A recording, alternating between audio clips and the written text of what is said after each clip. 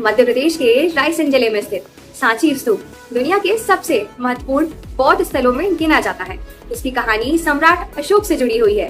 कहा जाता है कि कलिंग युद्ध की भयानक तबाही देखने के बाद अशोक का हृदय पूरी तरह बदल गया था। युद्ध की हिंसा ने उन्हें अंदर तक हिला दिया और तभी उन्होंने शांति और बौद्ध धर्म का रास्ता अपनाया। इसी सोच के साथ उन्होंने कई स्तूप बनवाए, लेकिन सांची स्तूप उनमें सबसे खास और सबसे प्रसिद्ध माना गया।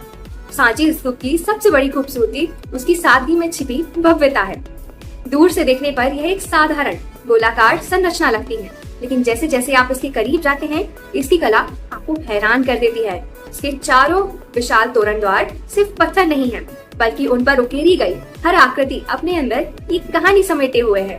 कहीं भगवान बुद्ध के जीवन की झलक दिखाई देती है, तो कहीं जातक कथाओं के दृश्य नजर आते हैं। सबसे हैरानी की बात यह है कि हजारों साल पहले बनाई गई ये नक्काशियाँ आज भी इतनी जीवंत लगती हैं, मानो किसी कलाकार ने इन्हें अभी अभी तराशा हो। सांची स्तूप सिर्फ धार्मिक महत्व नहीं रखता, बल्कि यह उस समय की अद्भुत वास्तुकला और इंजीनियरिंग का भी प्रमाण है। सोचिए, जब न मशीनें थीं और न आधुनिक तकनीक, तब इतने विशाल पत्थरों को इस तरह तराशना और सजाना कितना कठिन रहा होगा। यही वजह है कि इसे यूनेस्को द्वारा विश्व धरोहर स्थल का दर्जा दिया गया। आज देश विदेश से लाखों लोग यहाँ की कला, इतिहास और शांति को महसूस करने आते हैं।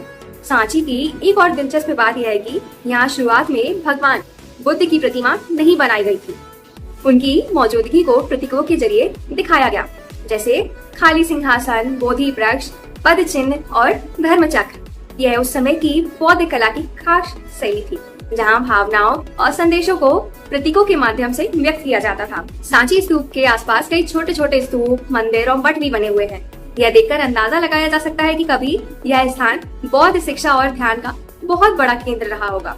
यहाँ की शांति आज भी लोगों को भीतर से सुकून देती है। सुबह के समय जब सूरज की पहली किरण इन प्राचीन पत्थरों पर पड़ती है, तब पूरा परिसर सुनहरी रोशनी से चमक उठता है और ऐसा लगता है जैसे इतिहास फिर से जीवित हो गया। लेकिन एक समय ऐसा भी आया जब यह महान धरोहर जंगलों और समय की धूल में कहीं खो गई थी। सदियों तक लोग इसके अस्तित्व से अनजान रहे। फिर साल 1818 में अंग्रेज अधिकारी जनरल टेलर ने इसे दोबारा खोजा। इसके बाद इसकी मरम्मत और संरक्षण का काम शुरू हुआ और आज यह भारत की सबसे गर्वित ऐतिहासिक धरोहरों में गिना जाता है।